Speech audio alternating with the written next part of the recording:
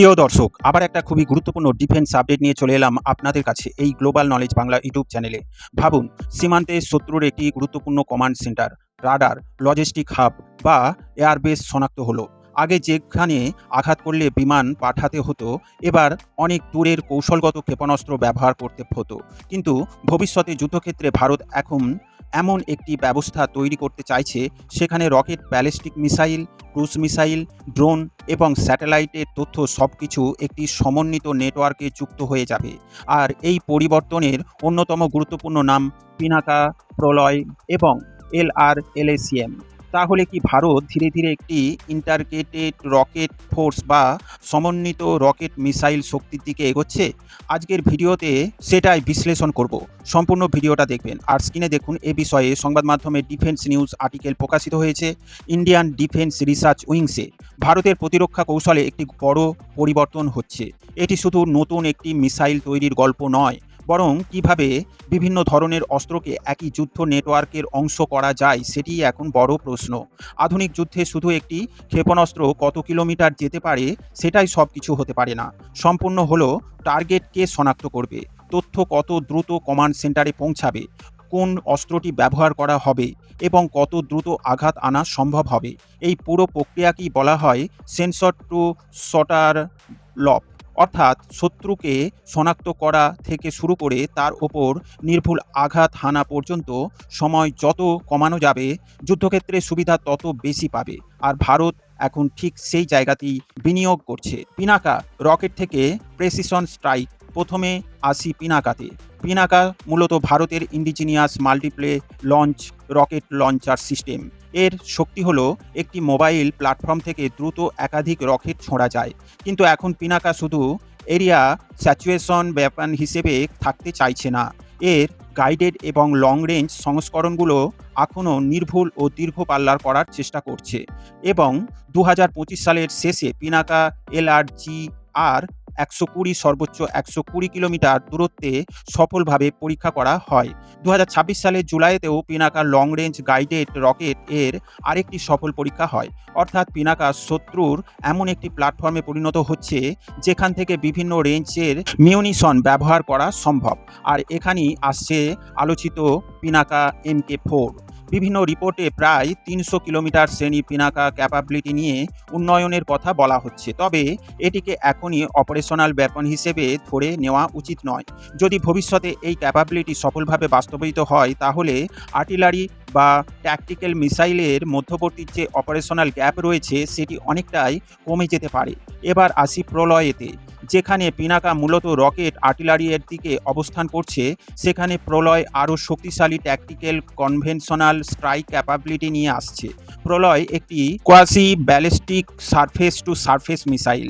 ডিআরডিওর তথ্য অনুযায়ী এটি 500 কিলোমিটার পর্যন্ত রেঞ্জে পরীক্ষা করা হয়েছে এবং এর ম্যানুভারেবিলিটি রেট এন্ট্রি অ্যাচিভ বা RARV মাঝপথে ম্যানুভার করতে পারে।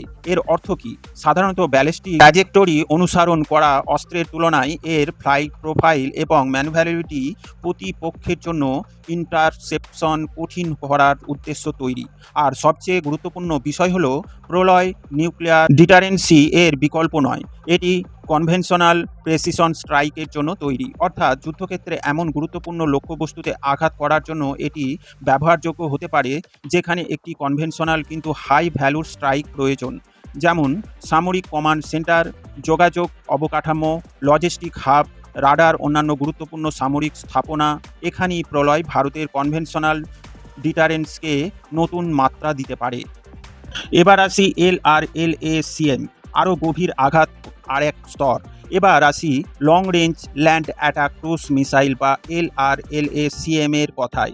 2026 সালে 15 জুন ডিআরডিও LRLACM এর সফল ফ্লাইট টেস্ট সম্পন্ন করেছে। সরকারি তথ্য অনুযায়ী এটি ইন্ডিজিনিয়াস ডেভেলপমেন্ট এবং এর বিভিন্ন সাবসিস্টেম ডিআরডিও ল্যাবরেটরি ও ভারতীয় ইন্ডাস্ট্রি পার্টনার্স মিলে তৈরি করেছে। LRLACM এর গুরুত্ব হলো এটি একটি long range conventional land attack capability তৈরি করার প্রচেষ্টার অংশ। অর্থাৎ ভবিষ্যতে ট্যাকটিক্যাল ব্যালিস্টিকের অনেক পিছনে থাকা হাই ভ্যালু টার্গেট এগুলোকেও কনভেনশনাল প্রেসিশন স্ট্রাইকের আওতায় আনা সম্ভব হতে পারে। এখানে পিনাকা, প্রলয়, LRLACM এর ভূমিকা এক নয়। বরং তাদের রেঞ্জ এবং ট্র্যাজেক্টরি ও মিসাইল প্রোফাইল আলাদা। এবং ঠিক এখানেই একটি ইন্টারগ্রেটেড স্ট্রাইক অ্যাচিভমেন্টের গুরুত্ব তৈরি হয়। আসল বিপ্লব আসে হচ্ছে নেটওয়ার্কে। এখন প্রশ্ন, শুধু 3টি শক্তিশালী অস্ত্র থাকলেই কি ভারত একটি আধুনিক রকেট ফোর্স তৈরি করতে পারবে? উত্তর হলো না। কারণ আধুনিক যুদ্ধের আসল শক্তি হচ্ছে ইনফরমেশন ডমিনেন্সি। কারণ একটি স্যাটেলাইট বা ড্রোন শত্রুর একটি গুরুত্বপূর্ণ টার্গেট শনাক্ত করলো, সেই ইনফরমেশন যদি দ্রুত কমান্ড নেটওয়ার্ক পৌঁছাতে পারে তাহলে সিস্টেম সিদ্ধান্ত নিতে পারবে এই টার্গেটের জন্য পিনাকা যথেষ্ট, নাকি প্রলয় ব্যবহার করা দরকার, নাকি আরও দূরে হওয়ায় LRLSAM প্রয়োজন। এই ডিসিশন নেটওয়ার্ক প্রসেস এর দ্রুত হবে, শত্রুর রেসপন্স টাইম তত কমবে। সম্প্রতি যুদ্ধগুলো দেখিয়েছে drone, missile, long range artillery এবং প্রিসিশন ওয়েপন এর সমন্বিত ব্যবহার যুদ্ধক্ষেত্রকে বদলে দিচ্ছে। ভারতের সামরিক পরিকল্পনাতেও ইন্টারগ্রেটেড রকেট এবং মিসাইল ফোর্স নিয়ে আলোচনা এই পরিবর্তনের প্রতিফলন। ভূ রাজনৈতিক গুরুত্বের দিক দিয়ে এখন আসি সবচেয়ে গুরুত্বপূর্ণ অংশে। ভারতের জন্য এই ক্যাপাবিলিটি কেন এত গুরুত্বপূর্ণ? কারণ ভারতের সামনে একই সঙ্গে রয়েছে চীন ও পাকিস্তান, দুটি আলাদা সামরিক থিয়েটার। চীনের কাছে আছে people liberation army rocket force, যার মাধ্যমে কনভেনশনাল এবং স্ট্র্যাটেজিক মিসাইল ক্যাপাবিলিটি একসঙ্গে পরিচালিত হয়। ভারতের জন্য সমস্যা হলো হিমালয়ের মতো কঠিন ভূখণ্ডে বিমান শক্তি সমন্বয় দ্রুত এবং নিরাপদে ব্যবহার করা সহজ নয়, যেখানে mobile ground launcher precision weapon একটি গুরুত্বপূর্ণ অ্যাডভান্টেজ তৈরি করতে পারে। বিশেষ করে LACর কাছাকাছি মোবাইল লঞ্চার রাখা যায়, তাহলে এগুলোকে সহজে শনাক্ত বা ধ্বংস করা প্রতিপক্ষের জন্য কঠিন হয়ে পড়ে। অন্যদিকে পশ্চিম সীমান্তে পাকিস্তানের বিরুদ্ধে একই ধরনের ক্যাপাবিলিটি গুরুত্বপূর্ণ হতে পারে, অর্থাৎ একই ধরনের আর্কিটেকচার। দুই ফ্রন্ট এই স্ট্র্যাটেজিক ফ্লেক্সিবিলিটি বাড়তে পারে। কিন্তু সবচেয়ে বড় পরিবর্তন হলো ম্যাস বনাম প্রেসিশন। পুরনো আর্টিলারি নির্ভর করত ব্যাপক ফায়ার পাওয়ারের ওপর, কিন্তু এখন যুদ্ধক্ষেত্রে বদলেছে। একটি গুরুত্বপূর্ণ কমান্ড সেন্টার ধ্বংস করতে হাজার হাজার গোলা ছোড়ার পরিবর্তে একটি নির্ভুল গাইডেড ওয়েপন ব্যবহার করা যেতে পারে। আর যদি সেই প্রেসিশন ওয়েপনের সঙ্গে ড্রোন, স্যাটেলাইট এবং আর্টিফিশিয়াল ইন্টেলিজেন্স বেসড টার্গেটিং যুক্ত হয়, তাহলে একটি সম্পূর্ণ নতুন যুদ্ধ ধারণা তৈরি হয়। অর্থাৎ sensor, data, decision, weapon, target, এই পুরো চেন যত দ্রুত হবে, ভারতের স্ট্রাইক ক্যাপাবিলিটি তত বেশি কার্যকর হবে। ভারতের জন্য আরেকটি বড় সুবিধা স্ট্র্যাটেজিক অটোনমি। এখানে ভারতের আত্মনির্ভরতার বিষয়টি অত্যন্ত গুরুত্বপূর্ণ। পিনাকা ডেভেলপমেন্ট এবং প্রোডাকশন ইকোসিস্টেম, প্রলয়ের ইন্ডিজিনিয়াস টেকনোলজি এবং LRLSAM এর ইন্ডিজিনিয়াস ডেভেলপমেন্ট, সব কিছু মিলিয়ে ভারত ধীরে ধীরে বিদেশি নির্ভরতা কমানোর চেষ্টা করছে। যুদ্ধের সময় সাপ্লাই চেন ভেঙে গেলে এর ওপর অতিরিক্ত নির্ভরতা বড় সমস্যা হয়ে দাঁড়াতে পারে, কিন্তু দেশীয় প্রোডাকশন ক্যাপাবিলিটি থাকলে দীর্ঘমেয়াদে কনফ্লিক্ট সাস্টেন করা তুলনামূলকভাবে সহজ হয়।